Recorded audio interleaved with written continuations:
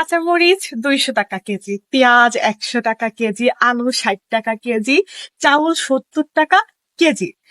হ্যাঁ, এখন হয়তো বা ভাবতেছেন এই কথাগুলো আমি কেন বলতেছি। এর মেন রিজন হলো আমি গতদিন বাজারে গেছি বাজার করতে। নর্মাল আমি বাজারে যাই না, বাজারও করি না, সবই আমার হাজবেন্ড করে আনে। বাট আমি গতদিন গেছি, যে আমি দ্রব্যমূল্যের দাম শুনে লিটারালি নিজে মানে প্রচুর শক, প্রচুর প্রচুর প্রচুর শক, যে কাঁচামরিচ যেটা আমাদের যাবতীয় দৈনন্দিন জীবনে লাগে সেটার দাম 200 টাকা কেজি। এখন কথা হলো, যারা দিনমজুর, আমাদের তো যাই হোক মান্থলি কিছু একটা আর্নিং আসে, সচ্ছল ভাবে না চলতে পারলে মোটামুটি ওভারঅল চলে যায়।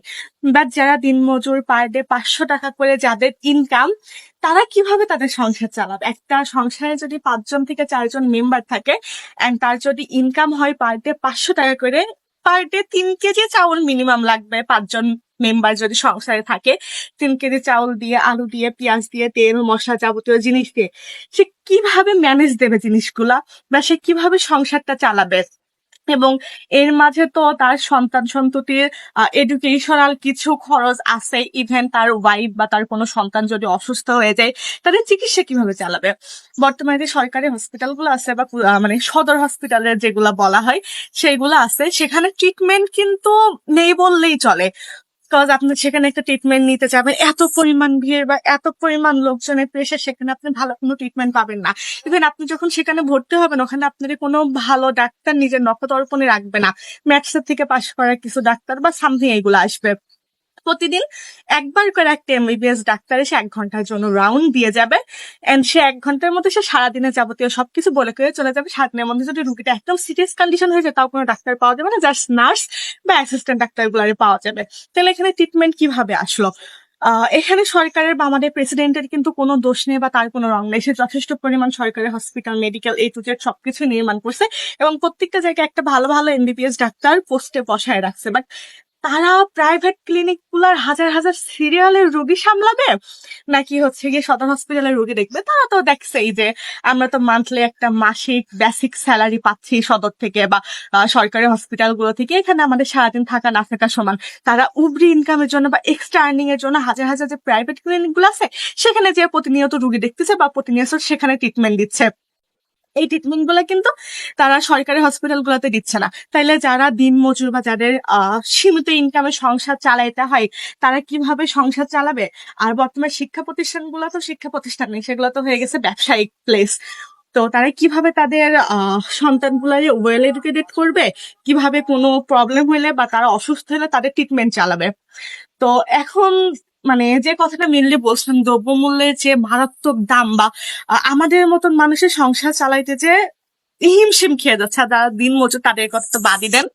তো বর্তমান সমাজ আর সোসাইটির যে অবস্থা, প্রত্যেকটা জায়গায় দুর্নীতি এবং কালোবাজারি আছেই। আপনি শিক্ষা প্রতিষ্ঠানে যাবেন বা যে কোনো একটা হসপিটালে যাবেন বা যে কোনো একটা জবের জন্য যাবেন, প্রত্যেকটা জায়গায় দুর্নীতি জিনিসটা বা রাজনীতি জিনিসটা কিন্তু খুব বেশি চলে।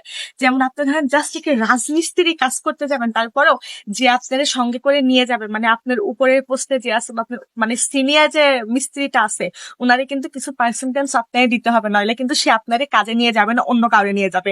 সো একদম নিম্ন শ্রেণীর এই জিনিসটাতেও যদি আপনার রাজনীতি চলে, তাহলে উচ্চ পদের বা উচ্চ পদস্থ কর্মকর্তাদের কথা তো আর বলবে না, ওই পর্যন্ত যাওয়ার মানে প্রশ্নই উঠে না।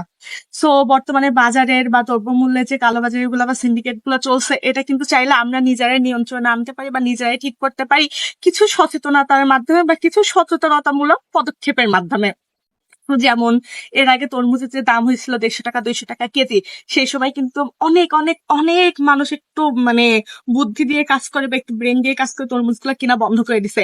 যার ফলে কিন্তু তরমুজগুলো হাজার হাজার টন তরমুজ যখন পচে গেছে, তখন কিন্তু মানে বিক্রেতারা এমনিতেই দাম কমায় দিছে। সো সেম ওয়েতে যদি আমরা এই জিনিসগুলো কিনা বন্ধ করে দিই, হ্যাঁ দ্রব্যমূল্য যেগুলা মানে রেগুলার লাগে এগুলো কিনা অফ করা পসিবল, ইউজ অফ করা পসিবল না।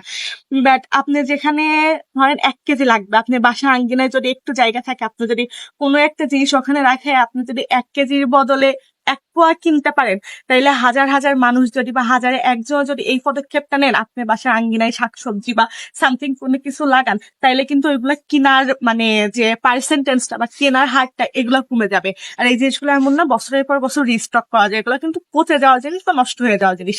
সো আমাদের বাসার আঙ্গিনায় বা যার যেখানে যতটুকু জায়গা আছে, আমরা যদি নিজেরা সচেতন ভাবে এই কাজগুলো শুরু করি, বা সামথিং কোনো স্টেপ নিই সচেতনতামূলক, তাইলেই কিন্তু আমরা এই সিন্ডিকেট গুলা বা এইসব কালোবাজারি গুলা বন্ধ করতে পারি।